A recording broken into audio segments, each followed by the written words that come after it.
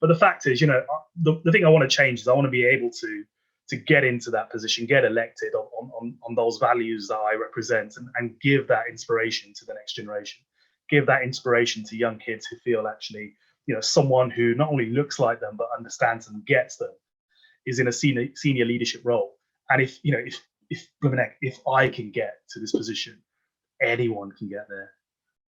My name is Jonny Ball, and I'm the founder of CampaignForce, a not-for-profit that inspires, trains, and coaches the armed forces community to stand up and serve again.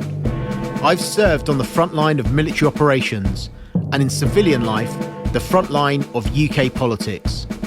This Veterans in Politics podcast is a set of interviews brought to you by CampaignForce and sets out to explore how the military community can help make our politics a better place. I lean into my little black book of contacts and sit down with individuals from across the world of politics, sharing secrets, giving tips and advice, and inspiring the next generation. We are CampaignForce. This is the Veterans in Politics podcast. Let's introduce you to our guest. Up this week in conversation is Police and Crime Commissioner candidate Singh Sohal. Jay is a serving reservist officer and is brimming with enthusiasm. Jay and Jonny navigate their similarities growing up, from the grounding of the cadets to the reservist career packed full of operational experience. The impact of these formative experiences are clear, and it further demonstrates the bond of military service that exists between our diverse communities. It's time for you to meet our guest. Jay, how are you? Absolutely delighted to be able to speak to you on the Veterans in Politics podcast. Good to see you. How's things? Very good, and good to see you too. And thanks for having me. It's been a while since we caught up, but it's so good to have a chat with you, certainly on your fantastic podcast. No, well, absolutely. And in fact, I think it was really through the military network that we first met and first became connected. And it's delighted to be able to pick up and sort of get into a bit more detail about your background today. And I'm just really curious, how on earth did you get involved in politics in the first place? Good question. Look, politics is always an interest of mine, ever since I was a young lad. Growing up in inner city Birmingham in the late 80s, early 90s, always aware of kind of world events and politics. And, I often think of myself as a grandchild of Thatcher, because those were the images I grew up with as a child, with what was going on, and certainly where I'm from, in Handsworth, feeling some of the effects of poll tax and some of those policies. So politics was always something I was highly aware of. My family watched the news regularly, but it wasn't anything I felt kind of connected to, really. It was always something at a bit of a distance, and the older I got, and the more I kind of got into it, the more I tried to read into politics and watch the news and just be on top of world affairs and domestic affairs, the more I was really interested to get involved. But it's one of these things where, just thinking back to my teenage years, for a young Sikh lad growing up in Handsworth, in inner city Birmingham, a place which, all my family always voted Labour, purely out of, duty. There was no sense of, looking at the policies or trying to come objectively to a decision about where to put their vote. And it was just taken for granted that I would do the same, or I would be of that way inclined in terms of thinking. But I was always a bit rebellious, always a bit different, and always willing to challenge and ask questions and push it. But it really came to a fore really during my teens, when I decided to study politics to understand it a bit more and try finding out how I could get involved. Because for me, the most important thing was about kind of speaking out for my community, my family, people like me, which I didn't think, and certainly at that point, enough of it wasn't happening. People just weren't speaking out for young Punjabi Indian kids like me and my community. So that's how I got into it, but very much a student of politics for a very long time. And it's taken about 20 years to get to a position where I can, run as a candidate. It's so interesting hearing you recall how you first got involved in politics, even though clearly we come from a different sort of ethnic and cultural backgrounds, but I think probably similar working class backgrounds that you come from, like myself. And just hearing about how you were watching, engaging with politics on the TV, that just reminds me of sitting down as a kid watching Question Time with my dad, and growing up in the 80s myself, and early 90s. It just really resonates with that connection to politics and how you got interested in the first place.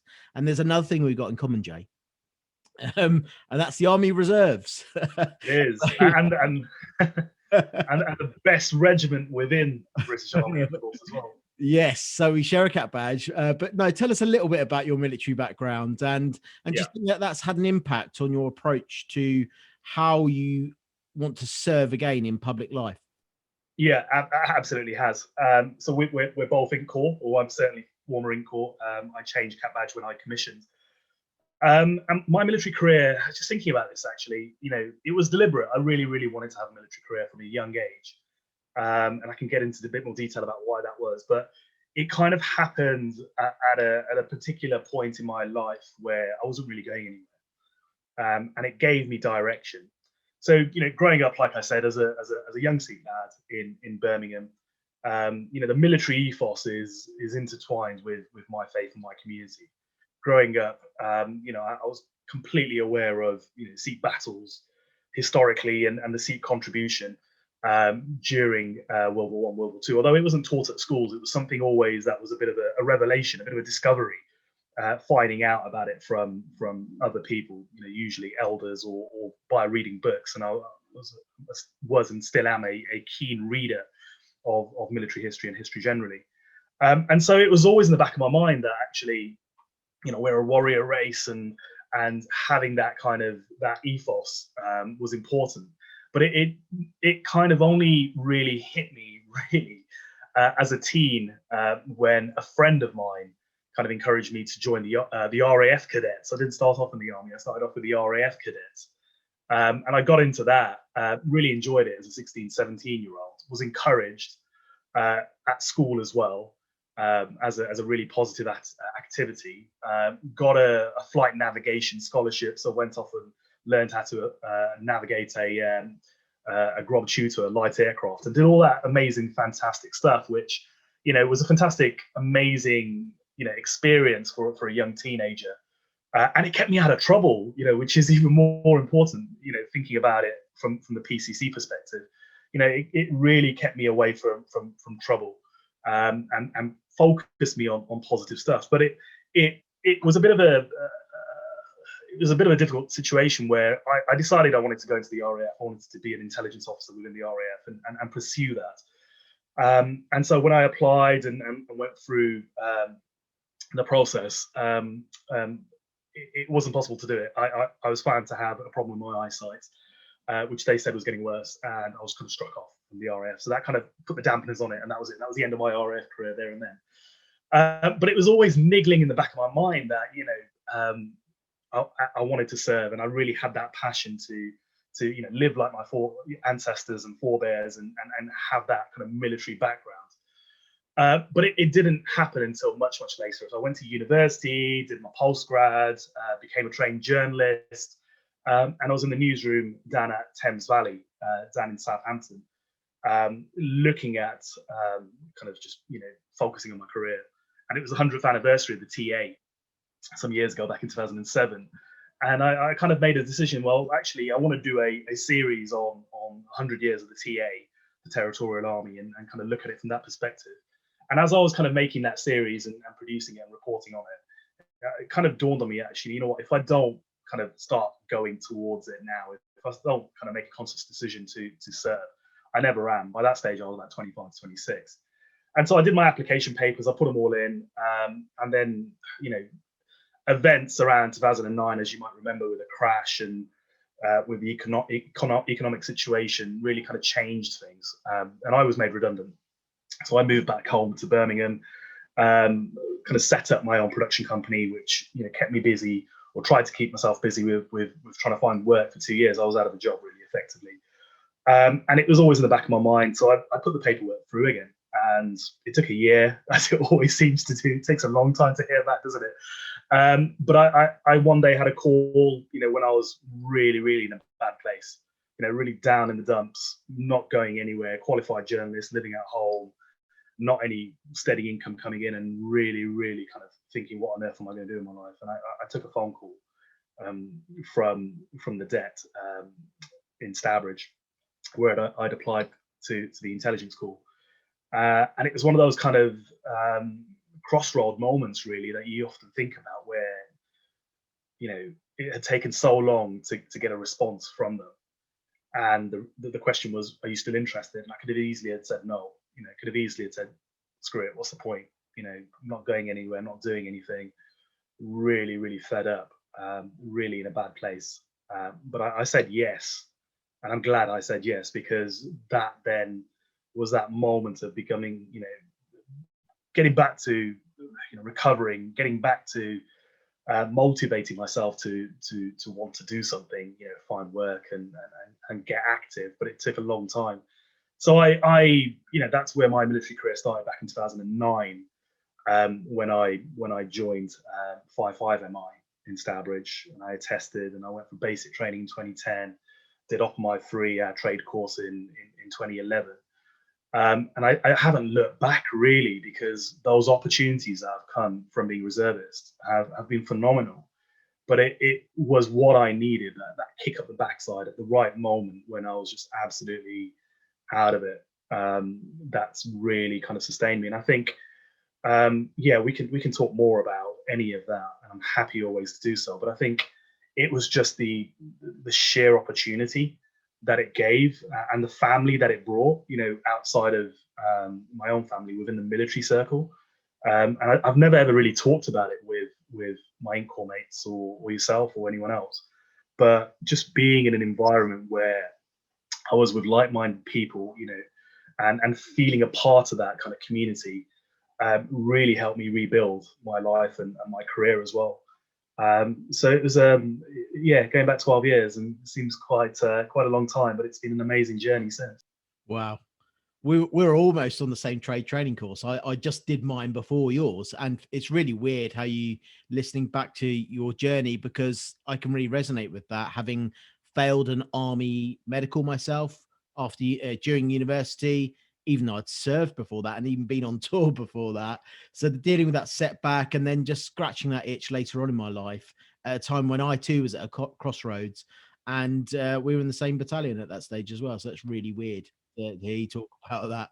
And the one thing that really struck me as well was hearing about your experience of the cadets. I know it gave me such a really good foundation of life and skills and values, and it was just fun as a kid. It was amazing. And clearly it's made an impact on your approach to looking at your political career. And you've chosen for that the police and crime commissioner concept, which a lot of people aren't aware of. Can you just tell us a little bit about why that's attracted you, and would you think it's a good fit for you? Yeah, absolutely. So again, it was something I was interested in, heard a little bit about. But I was, and still am, a parliamentary candidate for the Conservatives. And I didn't get to run in 2015 because I was on tour, on operations. 2017 election, I wasn't able to run for that neither. I didn't get a seat, which was a massive frustration, and I almost kind of left the party over it. Which was really, really just, fed up of continuously campaigning and not getting the opportunity to run. So in 2019, and that's been completely candid and honest about it as well. In 2019, when, if you remember back to then, Theresa May was PM, and we weren't sure where we were going when we were going to have an election. The majority was slim. Politics was looking really, really bad in terms of Brexit and delivery and all that. And again, being fed up of it and wanting to do something within the political realm, but not sure what. I got asked within the West Midlands by some really influential people if I was interested. And I kind of looked at it from the perspective of, what do I know about policing? Let's be perfectly honest. I'm not a policing expert. I don't have a policing background. I've got a military background, and that will come with skills and abilities. But I've got to look at the situation in terms of what I think I can deliver. And as I looked at kind of what policing was like, 2019, and it's still more or less the same, hasn't changed. It was it was quite dire. We have in the West Midlands police stations closing, including my local police station here in Sutton Coldfield. We're paying more and more in terms of tax preset, yet crime is still going up, and there doesn't seem to be any kind of real ownership over the decisions to get crime down and tackle issues like violent crime, gang-related crime, knife crime, drugs, so many issues. And it was those two things, police stations and rising crime, that I thought that, I might not have a policing background. I'm certainly not the expert, but I think I can make a difference here. And the difference I want to make is drawn from that kind of public service ethos that I have from my decade plus of serving in the Army Reserves. And I took the decision based on that actually I can make a difference, and I can do something on this. You know a bit more about my background, and those watching and listening might not, but as a journalist, I'm very much about kind of telling stories and engaging with communities. But my vocation at the moment, and in the Army as well as in Civvy Street, is within stratcoms, within strategic communications. And what I do best is achieve an effect and build strategies for achieving an effect and a desired behavior and desired outcome. And a lot of that I felt actually was really, really useful for what a PCC should be doing. Because, it's about driving crime down, but it's also about kind of not just sticking a sticky plaster over it, but getting to the core of why crime is occurring. And where we have got victims of crime, which are aplenty, it's about how you engage with them and give them that reassurance and make sure that their issues are being dealt with. So I felt, actually, you know what, I have got some skills and abilities here and a bit of experience that I can apply to this, and the rest I'm sure I can learn as we go along. And I have been doing that. So yeah, and I took the decision then in 2019, back in April 2019, to run for it. And we've had a general election since then, which I didn't get to run in, because I had this strong commitment to the PCC role and to the people I promised to go for it. And I felt that was really important, as that kind of that gentlemanly kind of handshake and to say, look, I'm fully committed to this and this is what I want to do. But I've never been shy in saying, my aspirations one day are to go into Parliament. But what the PCC role does, and what I think is absolutely brilliant about the Police and Crime Commissioner position, is it's, the role is there to hold the chief and the force to account. You manage the budget, you set the budget, but it's the bridge really between, the police force and the community. And it's crucial because, of course, in this country, we police by consent. And therefore, it's important to have a strong leader who can, sit in the middle of it, hold the force to account on behalf of the people, but also listen to people, to residents, try to get to the bottom of their problems. And I felt that was, a really, really good, powerful, empowering position for someone with a strong public service background. And as much as, I am a conservative, through and through, I always have been. It's a position where I feel, I can do a really strong public duty, which is building on what I've done and achieved in the Army, and where we can kind of, we can strip out some of the politics, and we don't have to be party political about it all the time. And I'm always happy and keen to speak to people from different political backgrounds, persuasions, but it's something that's absolutely completely focused on one objective, which is to drive crime down. And so I look at it from that kind of stratcoms objective kind of way of doing things that I'm so used to, of actually how can we achieve that desired outcome and what do we need to do to get there. And that was kind of really what really got me excited and motivated about it. In the West Midlands, it's very different to other parts of the country, where it is one of the most senior positions in the region and therefore within the country. It's a role that oversees now a budget of £655 million, so very significant. It's the largest force after the Met, so it comes with quite a lot of responsibility, and it's looking likely, with the consultation that's been going on at the moment, that there'll be more powers coming to the PCCs as well. So I think it just absolutely seemed to be the right fit with what I'm about and the kind of things that I want to achieve in life. I think so too, which is probably why it's the longest answer you've given on this podcast. It's clear that you're passionate about the role, and just hearing you talk about your parliamentary aspirations, I'm going to make a little bit of a bet here that that will soon go away, because I think if elected, you'll be so passionate and so effective in that role that you'll want to do it forever. That's my little punt there. I kind of hope so as well, because someone said to me at work, I was going through the appraisal thing that you do, and someone said to me that it's all or nothing with me. I'm either 100% into something or I'm not at all. There's no middle ground. And I thought, okay, that's really interesting. And I think this is one of those things. I think absolutely I'm driven towards wanting to achieve something with this role, with the PCC role. I don't see it as a retirement job. I don't want to be doing it in 20 years time, because I think these sorts of things have to you have to achieve something within a smaller period, a shorter period. Otherwise you become part of the problem. Otherwise you're not amenable to change. And so what I want to do and deliver is very clear. And kind of when we see horrific crime issues like last week, we had a horrific gangland shooting. Those sorts of issues really kind of hit me, because I feel that we should be able to do something about it. Where is the response? Where is the leadership?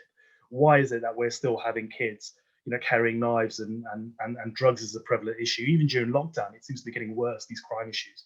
And so we need a robust and an innovative. I always have problems with that word.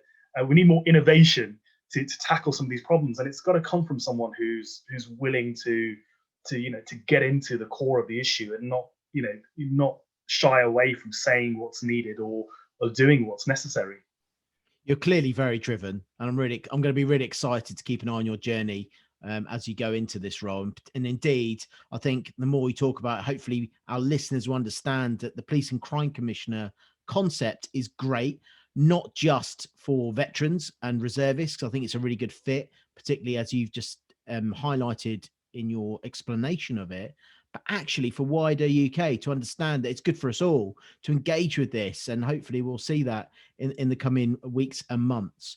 But also, and just struck by listening to you about your desire to really change things in your community. But is there something you really hope to change in this role? Big ticket. Yeah, look, growing up, I didn't have anyone to look up to as a senior aspiring leader within my community, with my kind of background. And a lot of the issues that we see, certainly within the inner cities, but when it comes to BAME, I don't like using the word, but Black and Asian minority ethnic people, non-white people, if you like, it's always said that there's a glass ceiling and there's never enough role models, and I had that. My role models growing up were I had Sikh role models, I had Indian role models, I had British role models, but was there ever anyone that I could look up to and say I want to be like that person up there? I probably should have answered that question myself on this podcast, because people might be quite surprised by my answer. But the fact is, the thing I want to change is I want to be able to get into that position, get elected on those values that I represent, and give that inspiration to the next generation, give that inspiration to young kids who feel actually, someone who not only looks like them but understands them, gets them, is in a senior leadership role. And if I can get to this position, anyone can get there. It's as simple as that. I've had plenty of difficulties through schooling. I failed my A levels, for example, but that didn't stop me. I persevered, and I was quite pushy with getting through uni and looking for opportunities. But bloody hell, if I could get to a role where I could be a candidate, and I can be pushing at being an aspiring PCC, anyone can do it, because I know there are people that are a lot more clever, a lot more capable than I am, and that's what I want to do. That's what I want to deliver. I want to give people that chance to see that actually, there is someone that looks like them and talks like them, and thinks like them, and they've been able to make it, and what's stopping them. I think that's a really good, important point around role models. And indeed, like you say, it's not just BAME communities that you're going to connect to. We've just demonstrated in this conversation the commonalities that you and I have come from different backgrounds, but we've got loads in common. And certainly, if I was to look up to someone in politics to aspire to, look at your journey and learn from, then I would be looking towards you, because we've got so much in common. And indeed, that's what we're trying to achieve with this podcast, is by telling these stories, highlighting them to the community, that the commonality you'll have with the armed forces community will inspire to. And there will be people listening today who will think, oh, there's a question I really want to ask Jay, but going back the other way, what would be a piece of advice that you might give to our listeners looking to stand up and serve again in politics? Yeah, the advice I would give to our veterans and serving personnel is the advice I would always give to anyone, which is just get out of your comfort zone. And it's a bit more straightforward, and I think a bit more simpler for those who serve, because we're used to being out of that comfort zone. We used to be out in muddy, rainy fields and in all sorts of shit, if I could use that word on this. Get out your comfort zone. I think it's true. It's a testament to my career and my experiences that had I not got out of my comfort zone, I would not have done nearly half of the stuff I've been able to do in my civilian career or my military career. I was the first in my family to go to a grammar school, the first to go to university, the first to join the army, of course, the first to go to television journalism, the first turban-wearing Sikh in a mainstream newsroom, the first turban-wearing Sikh in the Ink Corps, which was hilarious when it came to getting a Cyprus green turban. And